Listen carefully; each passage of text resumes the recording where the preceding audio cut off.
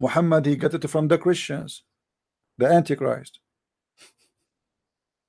The story of the seven sleepers, Muhammad, he got it from the Christians. This is a fiction story. The seven sleepers, you can search it in the internet. The seven sleepers is very famous story written by a Christian bishop from Syria. It's just to encourage the Christians who they are under discrimination that don't worry, we will be victorious. It's a fiction story. Muhammad, he copied the story, he put it in the Quran, and he claimed that Allah is the one is speaking about those youth Christians. So Muhammad, because he's a false prophet, he copy whatever come his way.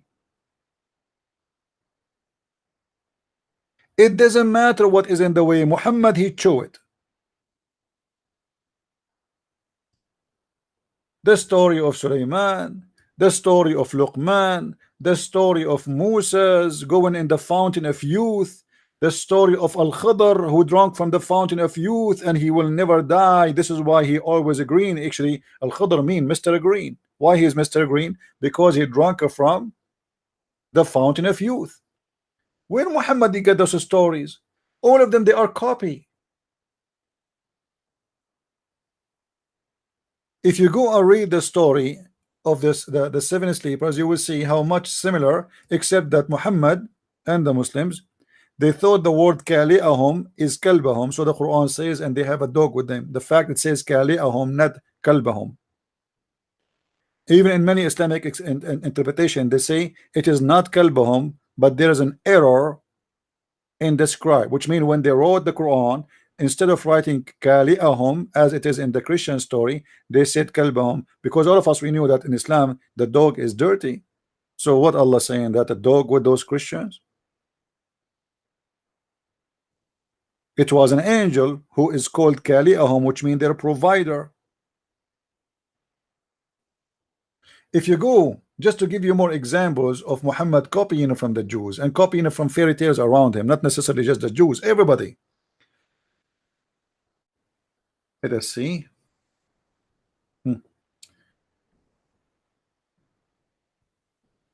Look at this story. Look at this story and the madness and the stupidity of this false prophet. Muhammad, remember, he claimed to be a prophet. How a prophet of God he would say such a thing? This is a strong hadith. This is not a shish kebab week. This is Sahih al-Bukhari, hadith number 3400, and I can find you the same stories in many books. You will see here speaking about a guy, his name is Al-Khidr, who drank from the fountain of youth, and this man who Allah sent Moses to him to learn from him wisdom. And you will see right away how the name of Moses appear in the story.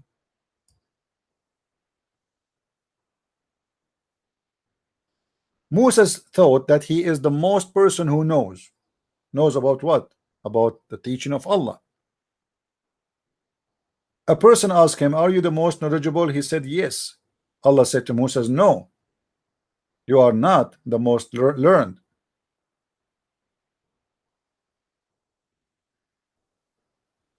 You are not. Moses, he said, who is more knowledgeable than me? He said, our slave, the Khidr.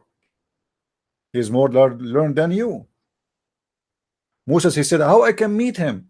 And then the story continue, and you will see a very funny, stupid story about Moses. Allah told him to take a fish with him, as the Quran story says. And when you lose the fish, because the fish will come back to life. Why the fish will come back to life? Because the fish will drink from the fountain of youth and come back to life. Because this is the fountain. Whoever drank from it, he come back to life. You see the story? And then Moses, the fish escape and run in the water, and the fish, when it goes in the water, it make the water like a rock. So they can trace and walk in the top of the water. Imagine Moses is walking in the top of the water. And then when they arrive in the middle of the ocean, they found a guy, his name is Al-Khidr. He is in the middle of the ocean, just staying there. You see it says? They follow the traces of the fish in the ocean. Have you ever heard of somebody following a trace of a fish in the ocean? How in the world we can follow a trace of a fish in the ocean? Why? Because the ocean turned like a rock, solid rock, wherever the fish go. So they just walk. They did not even take a boat. They were walking in the ocean. All those stories Muhammad is copying from people around him, mixed with the legend of the Jews. The story of Al-Khadr is a story the Jews they learned when they were captured in Iraq by the Assyrian. In Iraq and in the Persia, there is a very well-known story about a guy, his name Gilgamesh, and about a guy who his name is Al-Khadr, who searched for, searching for life and fountain of life. And this story exists in many cultures. Actually, the movie, which is exists today, the Caribbean, the part of the Caribbean, you will see there they are speaking about the fountain of youth. This is how much this story spread all over. The same as the flying horse of Suleiman. If you remember, when Muhammad he entered upon Aisha and he said to her, what is that? She was playing with dolls. He said to her, what is that? And he saw between the dolls, he saw a horse have two wings. Muhammad he said to Aisha, when she was playing with her dolls, the prophet who married a child, he moved the curtain and he said, what is this? She said, she did not say actually my doll, she said banati, which means my daughter. Among them he saw a horse with wings made of rags. This is what Muhammad started teaching the Muslims. Look what this happened here. Aisha is a child. Aisha is a child. And Muhammad, Aisha here is, by the way, she is at the age of 14, not exactly like a little baby as before when he married her. So now she is getting into the youth age. She's 14. And ask, what is this I see among them? She replied, a horse. He said, what is that? It has on it. She replied, two wings. Muhammad, he said, and here read carefully with me what happened here. This is extremely important. He said to her, what is that? What is that in there? Like, okay, it's a horse. She said, yes, horse. What is that? She said a horse with wings. He said, a horse with two wings? Muhammad himself, he is wondering what?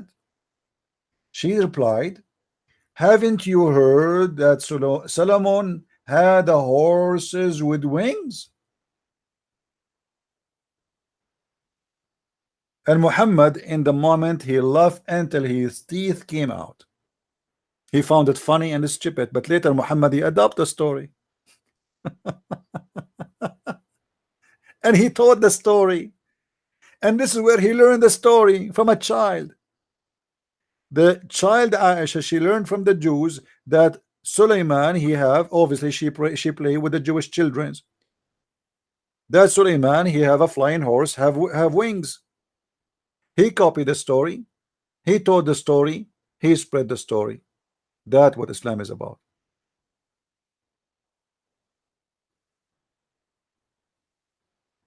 One more thing before we finish this video, so you can download it.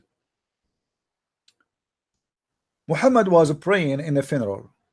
Read carefully with me. The Messenger of Allah used to pray, stand up in a funeral until the corpse is buried. A learned Jews, what happened here? A learned Jews, which mean a rabbi, once passed by him and said, this is how we do it. The Prophet sat down and said, act differently from them. And this is a very clear proof that Muhammad is a false prophet. If the prayer of Islam is coming from Allah, why in the world Muhammad he will change it in a second? Just because a Jew, he said to him, this is how we do it. If I am a prophet of God and now I'm teaching you how to pray, where Muhammad is getting how to pray? Supposedly the Muslims, they say that Jibreel he taught him. Okay, so Jibreel taught him that he should stand in the prayer when he pray in the funeral. A Jewish is walking by. And he just said, this is how we do it. So what the problem with Muhammad? Why he is asking the Muslims, ordering them to act differently, and he sit down immediately? Read carefully here. The Messenger of Allah used to stand up during the funeral prayer. Used, which means all the time, for a long time. He never changed it until a Jewish guy, he said to him, this is how we do it. How you are claiming that you are a person, everything you do is coming from Allah, even the prayer is inspiration from Allah. How to put your hand is everything the Muslim do is supposedly is Allah taught taught Muhammad through the angel Jibreel how to do it, and now you are changing the prayer for the sake of a Jew, saying this is how we do it. So yes, we agree that Muhammad is a person as a fraud. He copy from others. Nothing of Islam is his own. The Kaaba is the Arab pagan, his parents. They kiss the black stone before him. They go between As-Safa and Al-Marwa. Muhammad, he said, when his followers, they thought he is going to demolish As-Safa and Al-Marwa, he said to them, no, As-Safa and Al-Marwa is from the ritual of Allah. Why the Safa and Marwa from the ritual of Allah? How is that? This is the ritual of the pagans. Muhammad, he have to make a verse about it to be sure that the Muslims, they will follow the tradition of the Arab pagans, as we see in chapter 2 verse 158. If you read the interpretation, you will see that they say to him, why we hate to do As-Safa and Marwa. They don't want to do it. But Muhammad forced them to do it, because the whole point he want to say to the Arab, I am not against you as a pagan. Here we go. You like the Kaaba, I like the Kaaba. You kiss the black stone, I kiss the black stone. You go to As-Safa and Marwa, I go to the Safa and Marwa. And not only that, you know what? I am going to make it as a part of the ritual of Allah. But this was the shrine of the pagans. The same as the Kaaba was the shrine of the pagans. The same as the black stone was the black stone of the pagans. Islam is nothing, my friend, except a copy. Even the word Islam is coming from the guy who his name is Muslim, who the Muslim call him Musaylama to make fun of him. The word Ar-Rahman, Muhammad, he copied from that guy. This guy, he claimed to be Rahman, and his God is Rahman. He is Ar-Rahman, and his God is Rahman. Muhammad, he never said the word Rahman until he received a letter from this guy saying, in the name of Ar-Rahman. So Muhammad, right away, he liked the name, and he added to his book, to his Quran. And then he said, when the Arab, they said to him, who's Ar-Rahman? Who's Ar-Rahman? He never mentioned the word Rahman before. Never. What happened today? So the Arab, they said to him, so Muhammad, do you have a new God? We thought you worship Allah, and now you are saying Ar-Rahman. Who is Ar-Rahman?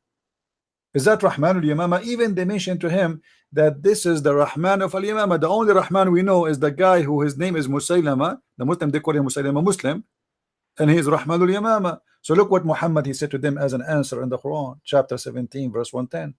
He said, say, call upon Allah, which means I name him Allah, or I call him Ar-Rahman, by whatever name you call upon him, it doesn't matter. All the beautiful names belong to Allah. He liked the name. But this is a problem here, because this is the chapter is almost more the half of the Quran Muhammad received already. So Muhammad received half of the Quran, and yet he never mentioned the word Rahman. So why the Muslims, they have from the beginning of the Quran in every chapter Bismillah ar-Rahman ar-Rahim? That means this is something added later, because as you see, this is the first time Muhammad calling Ar-Rahman after he named, or he received, sorry, a letter from this guy who is named Muslim. He copied it, he liked it, he added, and he said, look, all the good names are belong to Allah. This is not the name of his God, but he liked it. All good names. Why he is saying this? Why Muhammad is saying this? Because the Arab, they said to him, but this is the name of the God of that guy. Do you worship his God now? And Muhammad is an enemy to him. Their competition about who is the prophet. That guy, he claimed to be a prophet, and Muhammad claimed to be a prophet. And suddenly Muhammad is naming his God as Rahman.